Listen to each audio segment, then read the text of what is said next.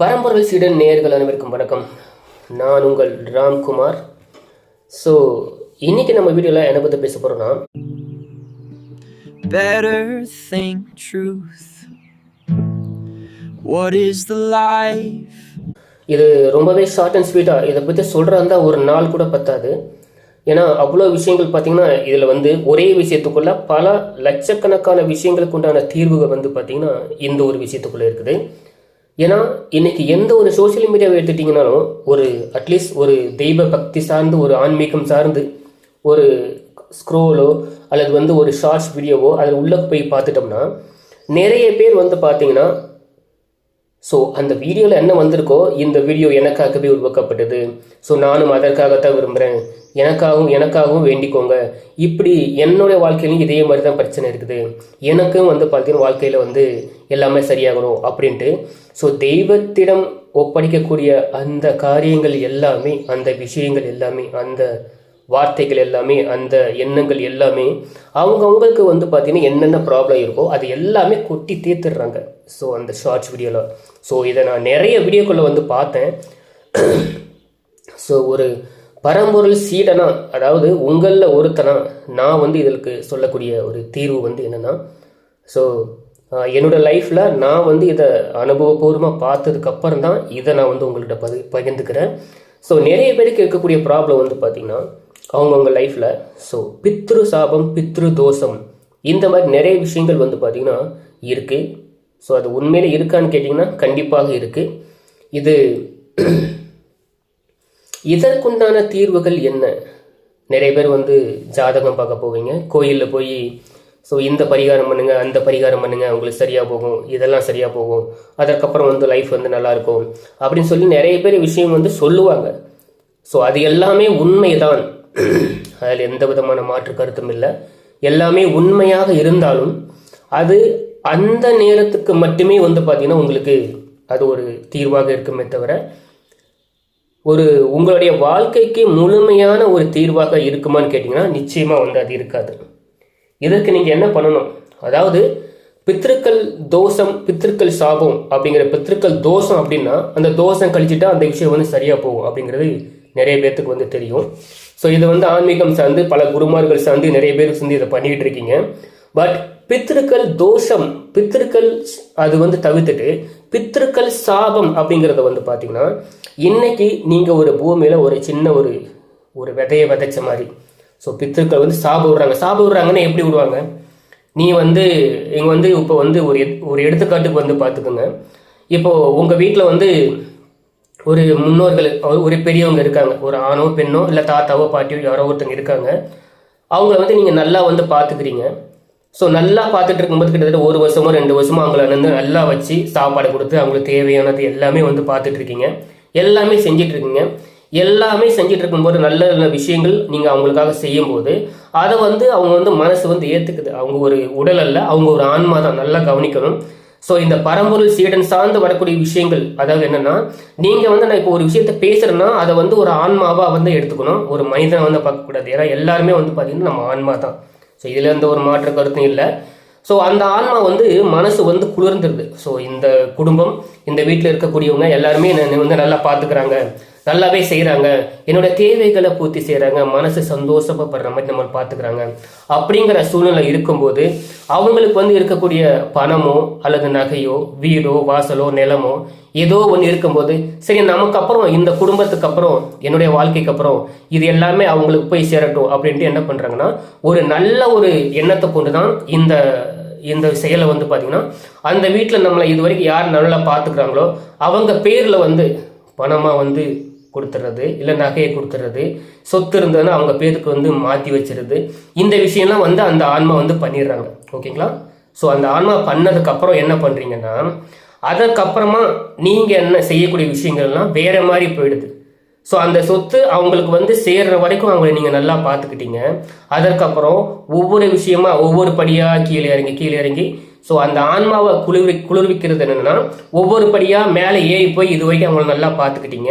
இப்போ அந்த சொத்து உங்களுக்கு வந்து சேர்ந்ததுக்கப்புறம் நீங்கள் ஒவ்வொரு படியாக கீழே இறங்கி வந்து கடைசியில் அவங்கள வந்து தெருவில் விட்டுட்டு, ஸோ யார் எப்படி போனா என்ன அப்படிங்கிற பட்சத்தில் வந்து எதையுமே கண்டுக்காம இது நாள் வரைக்கும் நீங்கள் அவங்கள பார்த்த விஷயங்களை, அவங்களுக்கு செஞ்ச விஷயத்தை தவிர்த்துட்டு இருக்கும்போது அந்த ஆன்மா என்ன செய்யும்? ஸோ இத்தனை நாள் வரைக்கும் நம்ம வந்து நம்மக்கிட்ட சொத்து இருந்தது, பணம் இருந்தது, நகை இருந்தது, இதெல்லாம் இருக்குன்னு தான் இவங்க வந்து செஞ்சுருக்காங்க. இதெல்லாம் வந்து நம்ம அவங்களுக்கு நம்மக்கிட்ட இல்லை, இதெல்லாம் நம்ம அவங்களுக்கு கொடுத்துட்டோம் அப்படிங்கிறப்போ இந்த சொத்துல நமக்கு வந்துடுச்சு, இனிமே நம்ம தேவையில்லை அப்படின்னு சொல்லி யார் நினைக்கிறாங்க? அந்த ஆன்மா நினைக்குது. ஸோ ஒரு மனிதன் என்பவன் வாழும்போது மட்டுமே அவன் மனிதனாக இருக்கிறான். அவன் வாழ்வதற்கு முன்பும் வாழ்ந்த பிறகும் ஒரு ஆன்மாவாக இருக்கிறான். ஆன்மா வந்து பார்த்தீங்கன்னா என்றைக்குமே அழியாத ஒன்று. ஓகேங்களா? ஸோ இந்த ஆன்மா என்ன பண்ணும்? இப்படி இருக்கக்கூடிய பட்சத்தில் அது மனசு வேதனைப்பட்டு ஒரு வார்த்தை தவறுதலாக பேசிடுறாங்க, கோபத்தில் திட்டிடுறாங்க. என்ன சொல்கிறாங்க? பொதுவாக பேசுவாங்க இல்லையா, நீ இப்படிலாம் என்னை வந்து குடும்பப்படுத்துகிற, என்கிட்ட சொத்து வாங்குற வரைக்கும் இப்படிலாம் பண்ண, சொத்துலாம் வாங்கினது பிறகு நீ போடி வடின்னு பேசுகிற, மரியாதை இல்லாமல் பேசுகிற, சரியாக சாப்பாடு கொடுக்க மாட்டேங்கிற, இப்படிலாம் பண்ணிட்டு இருக்கும்போது அந்த மனசு வந்து அந்த ஆன்மா வந்து வருத்தப்பட்டு ஒரு பேச்சு பேசிடுது. நீ நல்லா இருக்க மாட்ட, என்னை நீ வந்து வஞ்சங்க வச்சு பழி வாங்கி, அதாவது வந்து பழி வாங்குறது என்ன, இந்த சொத்துக்காக ஆசைப்பட்டு என்னை அந்த சொத்தை அடையிறதுக்காக எல்லாமே செஞ்சுட்டு இப்போ என்னை வந்து நடு காட்டில் விட்டுட்டேன், தனியாக விட்டுட்டேன் அப்படின்னு சொல்லிட்டு சாபம் விடும். இதைத்தான் வந்து பார்த்தீங்கன்னா பித்ருக்கள் சாபம் அப்படின்னு சொல்லி சொல்லுவாங்க. இந்த சாபம் வந்து பார்த்தீங்கன்னா உண்மையிலேயே ஆள் மனசுலேருந்து சொல்லக்கூடிய விஷயமா இருக்கும். எப்போவுமே ஆள் மனசுலேருந்து ஒரு விஷயம் அது வாய் வெளியே வந்ததுன்னா அது நம்ம பேசுறது வந்து மனசு பேசாத நம்மளுடைய ஆன்மா தான் பேசும். ஸோ அந்த ஆன்மா பேசக்கூடிய அந்த சத்தம் போடுறதோ திட்டுறதோ, நீ நல்லா இருக்க மாட்ட, நீ உன் குடும்பம் என்னை வந்து ஏமாத்துறையில, உன்னோட குடும்பம் இப்படி போயிடும், உன்னோட குடும்பம் அப்படி போயிடும், உன் பிள்ளைகளுக்கு அப்படி போயிடும், கை கால் வராமல் போயிடும், இப்படி போயிடும் அப்படின்னு ஏதாவது ஒரு வேகத்தில் ஒரு ஆத்மா அந்த யோசிக்காம அந்த ஆன்மா மன வருத்தத்தில் பேசக்கூடிய அந்த ஒரு விஷயம் இன்னைக்கு நீங்கள் போட்டிருக்கக்கூடிய ஒரு சின்ன ஒரு விதைய மண்ணுக்குள்ள புதைச்சி வச்சா எப்படி இருக்கும்? அது அப்படி போயிடும். அந்த வார்த்தைகள் சொன்ன வார்த்தைகள் வந்து பார்த்தீங்கன்னா அது விதைச்ச விதை மாதிரி அப்படியே இருக்கும். கண்ணுக்கு தெரிஞ்ச விதைனா எடுத்து கிளியர் பண்ணிடலாம். இது கண்ணுக்கு தெரியாத விதை. இது வந்து ஆன்மாக்கும் சம்மந்தப்பட்டது தான். முன்னோர்கள் வந்து பேசுறாங்கன்னா அவங்களும் ஒரு ஆன்மா, நம்மளும் ஒரு ஆன்மா. ஓகேங்களா? ஸோ இந்த ஆன்மாக்கும் சம்மந்தப்பட்ட விஷயமா அது வந்து மாறினால அந்த விதைச்ச விதை வந்து பார்த்தீங்கன்னா அது உங்கள் சார்ந்து, உங்கள் பிள்ளைகள் சார்ந்து, அவங்க சொந்தங்கள் சார்ந்து, அவங்க சொந்தங்கள் சார்ந்து, அதுக்கடுத்து வரக்கூடிய அடுத்து என்னென்ன ஜென்ரேஷன் வருதோ இது வந்து சம்பந்தம் பண்ணுறவங்க, பங்காளிங்க, இப்படின்னு தொடர்ந்து போய்கிட்டே இருக்கும். ஒரு விதையை விதைச்சி அது எப்படி அது முளை விட்டு எப்படி விருட்சமாக பெரிய ஆலமரமாக அரச மரமாக வளர்ந்து எப்படி நிற்குதோ அந்த மாதிரி வந்து பித்ருக்கள் சாபம் வந்து நம்மளே அறியாமல் நம்மளுக்கு பின்தொடர்ந்து நம்ம எங்கே போனாலும் சரிதான் அது நம்மளை பின்தொடர்ந்து வந்துக்கிட்டே இருக்கும். இந்த பித்ருக்கள் சாபம் அப்படிங்கிறது வந்து பார்த்தீங்கன்னா நீங்கள் என்னதான் வந்து பொருளாதார வசதியில் கல்வியை சார்ந்து எதை சார்ந்து நீங்கள் வந்து ஒரு பெரிய லெவலில் இருந்தாலும் கூட உங்களுக்கு வந்து அந்த பித்ருக்கள் சாபம் இருக்கும்போது நிச்சயமான ஒரு வாழ்க்கையில் ஏதோ ஒன்று மிகப்பெரிய ஒரு மன சார்ந்த விஷயம், உங்களுடைய ஆன்மா சார்ந்த விஷயம், அதாவது ஆள் மனசில் வந்து நம்மகிட்ட இவ்வளோ பணம் இருக்குது, இவ்வளோ சொத்து இருக்குது, நம்ம இத்தனை படிச்சிருக்கோம், நம்மள்ட்ட இத்தனை பிள்ளைங்க இருக்காங்க, அப்பயும் நமக்கு ஏதோ ஒன்று கம்மியாக இருக்குது, ஏதோ ஒன்று நமக்கு இல்லை அப்படிங்கிற வேதனையை வந்து நிறைய பேர்த்துக்கு வந்து கொடுக்கும். இது உங்களுக்கு மட்டும் இல்லாமல் உங்கள் சார்ந்து வரக்கூடிய அடுத்தடுத்த தலைமுறைகளுக்கும் வந்து இது கொண்டு போய் சேர்க்கும். சரிங்களா? இன்னைக்குள்ள சூழ்நிலையில் நிறைய பேர் வந்து பார்த்தீங்கன்னா இப்படிதான் வந்து நம்ம ஏன் இந்த கஷ்டப்படுறோம், நமக்கு எதனால இந்த கஷ்டம் வந்தது அப்படின்னு தெரியாமே அவங்க வாழ்க்கையை தன்னைத்தானே வந்து அழிச்சு வந்துட்டு இருக்காங்க. சந்தோஷமா இருக்கிற மாதிரி வெளியே போய் காட்டிப்பாங்க, ஷாப்பிங் போவாங்க, சினிமாவுக்கு போவாங்க, அங்கே போவாங்க, இங்கே போவாங்க, எல்லாம் போவாங்க. மணிக்கணக்கில் போய் கோயிலில் உட்காந்து மனசுல எல்லாம் கொட்டுவாங்க. கொட்டினதோடு போயிடுமா? போகாது. பித்ருக்கள் சாபங்கிறது சாதாரண விஷயமே அல்ல. கண்ணுக்கே தெரியாமல் நம்ம பின்னாடியே வரக்கூடிய நிழல். சரிப்பா, இந்த மாதிரி வந்து பித்ருக்கள் சாபம் வந்துருச்சு, இதை தீர்க்கிறதுக்கு என்ன வழி அப்படின்னா, நான் கற்று வந்த இந்த ஆன்மீகம் சார்ந்து நான் கற்றிருந்த விஷயங்கள்ல என்னோட குருமார்கள் சார்ந்து, பல ஞானிகள் சார்ந்து, பல யோகிகள் சார்ந்து இந்த மாதிரி விஷயங்களுக்கெல்லாம் நீங்கள் என்னதான் வந்து பரிகாரம், அதாவது மாந்திரீகம், அது பண்ணுறது இது பண்ணுறது நீங்கள் என்னதான் பண்ணியிருந்தாலும் இது வந்து தற்காலிகமான ஒரு ஆதரவை தரும், ஒரு நல்ல இதை தருமே தவிர உங்களுடைய வாழையடி வாழையா நீங்கள் வந்து உங்களுடைய பித்ருக்கள் விட்ட சாபம் வாழையடி வாழையா உங்கள் பிள்ளைகள் அவங்க பிள்ளைங்கன்னு அவங்கள தொட்டு தொடர்ந்து போய்கிட்டே இருக்கும். அதை சரி பண்றதுக்கு ஒரே நிரந்தர தீர்வு என்னன்னா, நீங்க செய்யக்கூடிய ஒரே ஒரு விஷயம், நீங்க கையில் எடுக்கக்கூடிய ஒரே ஒரு நல்ல விஷயம், ஒரே ஒரு ஆயுதம் என்னன்னா, நீங்க அன்னதானம் செய்ய வேண்டும். இது நான் சொல்லல, என்னுடைய குருமார்கள் சார்ந்து, நான் கற்றுக்கொண்ட அந்த குருமார்கள் சார்ந்து அவங்க வாழ்க்கையில் அவங்க என்ன ஃபீல் பண்ணாங்களோ அதை வந்து எனக்கு சொல்லி கொடுத்தாங்க. அதெல்லாம் அவங்களுக்கு 4 பேர்த்துக்கு நல்லது நடக்கணும், 4 பேர்த்துக்கு நல்லது, அவங்க ஃபேமிலியும் நல்லா இருக்கணும், அவங்களும் நல்லா இருக்கணும் அப்படிங்கிற ஒரு நோக்கத்தோட தான் இதை செய்கிறேன். நீங்கள் அன்னதானங்கிறது போது என்ன பண்ணுறது, அது இப்போல்லாம் வந்து நிறைய பேர்த்துக்கு அவங்கவுங்க வேலையை பார்க்குறதுக்கே நேரம் சரியா இருக்குது, இதில் எங்கப்பா போய் அன்னதானம் பண்ணுறது அப்படின்னு நிறைய பேர் நினைக்க தோணும். அதுக்கு வந்து என்ன செய்வாங்க, பித்திருக்க தோசை சாபம்னா இப்போலாம் நிறைய பேர் ஆடி அமாவாசை, மகாலய அமாவாசை அப்படின்னு நீர்நிலைகளுக்கு போய் ஆற்றில் போய் வந்து பார்த்தீங்கன்னா அவங்களுக்கு வந்து பிண்டம் அதை உருட்டி வச்சு ஐயரை வச்சு இந்த சாங்கியம்லாம் பண்ணுவாங்க. அது எல்லாம் ஓகே. இது வாழடி வாழையா உங்களுடைய தலைமுறைக்கு தொடராமல் இருக்கிறோம்னா நீங்கள் எடுக்கக்கூடிய ஒரே ஒரு நல்ல ஆயுதம் அன்னதானம் தான். நீங்கள் மனசார உகந்து மனசுக்கு விருப்பப்பட்டு 4 பேருக்கு செய்யக்கூடிய அன்னதானம் நிச்சயமாக உங்களுடைய பித்ருக்கள் தோஷம், பித்ருக்கள் சாபத்திலிருந்து என்னைக்குமே ஒரு நிரந்தர தீர்வா இருக்கும் அப்படிங்கிறதுல எந்த விதமான மாற்று கருத்தும் கிடையாது. நான் சொல்றது உங்களுக்கு உண்மையா இல்லாட்டாலும் நீங்க வந்து செஞ்சு பாருங்க, அன்னதானம் செய்து பாருங்க, நிச்சயமா உங்க வாழ்க்கை வந்து மாறும். இது அனுபவபூர்வமா என்னோட வாழ்க்கையில இந்த 2 வருஷமா 3 வருஷமா இதற்கு மேலேயும் வந்து முன்னாடியும் வந்து நான் பண்ணிட்டு இருந்திருக்கேன். ஆனா இதுதான் காரணம்னு எனக்கு தெரியாமலே நிறைய விஷயங்கள் பண்ணியிருக்கேன், அதெல்லாம் சொல்ல விரும்பல. இதனால நீங்க செய்யக்கூடிய அன்னதானங்கிறது மனிதர்களுக்கு மட்டும் இல்லை, வாயில்லா ஜீவன்களுக்கு, நாய்களுக்கு, ஆடுகளுக்கு, மாடுக்கு அகத்திக்கூரை கொடுக்கறது செய்யறது, அவங்களுக்கு ஒரு சாப்பாடு கொடுக்கறது, இல்லது ஒரு காய்கறிகள் பழங்கள் கொடுக்கறது, ஒரு குரங்குக்கு செய்யறது, ஒரு நாய்க்கு செய்யறது, பறவைகளுக்கு ஒரு தானியம் வைக்கிறது, அவங்களுக்கு தண்ணி வைக்கிறது. வெயில் காலத்துல வந்து பார்த்தீங்கன்னா சின்ன ஒரு நிலம் மேலே அமைச்சு வச்சு அந்த இடத்துல தண்ணி வச்சு பறவைகள் குடிக்கிறதுக்கு உதவி செய்யறது. இந்த மாதிரி நீங்க செய்யக்கூடிய எந்த ஒரு அன்னதானமும் எல்லா உயிர்களுக்கும் போய் சேரும்.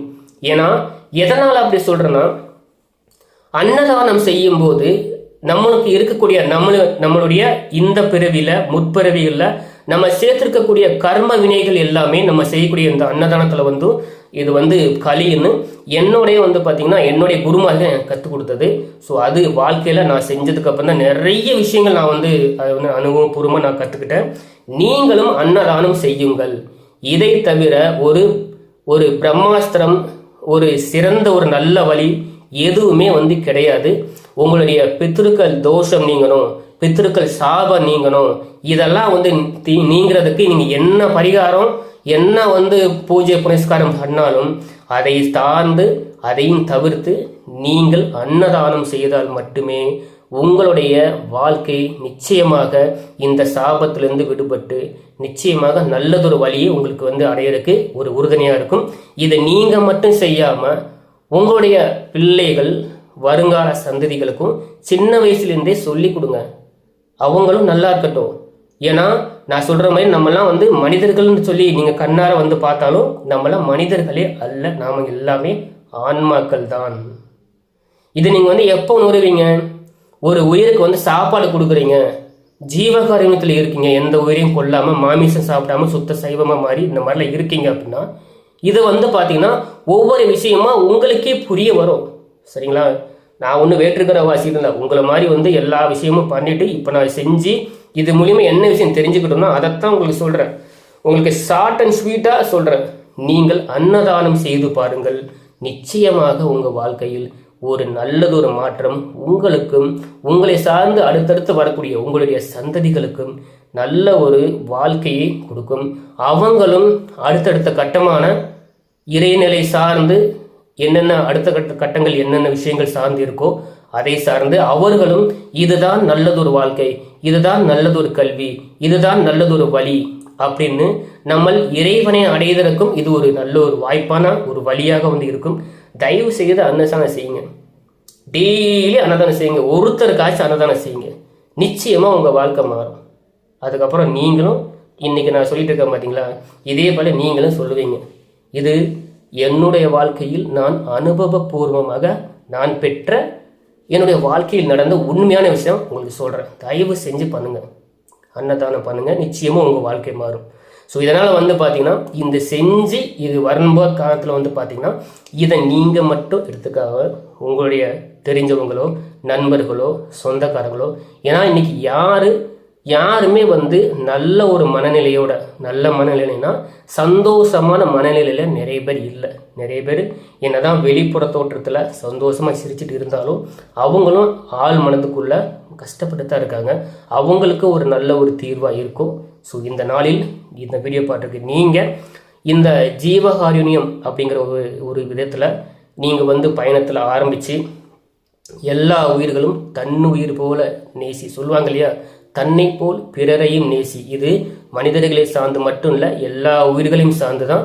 அப்படி நினச்சி அவங்களுக்கு வந்து சாப்பாடு கொடுத்து செஞ்சிட்டு இருந்தீங்கன்னா நிச்சயமாக உங்கள் வாழ்க்கை மாறும். இதை எல்லாருக்கும் சொல்லுங்கள். ஸோ இந்த நாள் உங்களுக்கு இனிய நாளாக அமைய வாழ்த்துக்கள். நன்றி, வணக்கம்.